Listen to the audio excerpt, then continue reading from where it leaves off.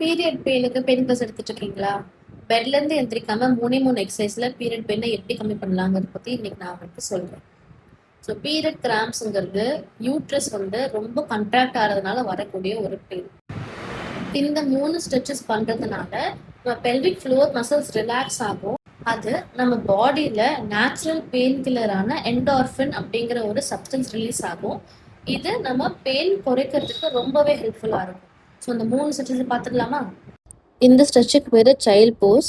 இந்த பொசிஷனில் ஒரு 10 to 15 செகண்ட்ஸ் ஹோல்ட் பண்ணிவிட்டு ரிலாக்ஸ் பண்ணிக்கோங்க. இந்த மாதிரி ஒரு 2 to 3 டைம்ஸ் பண்ணலாம். அடுத்து நீ டு செஸ்ட்.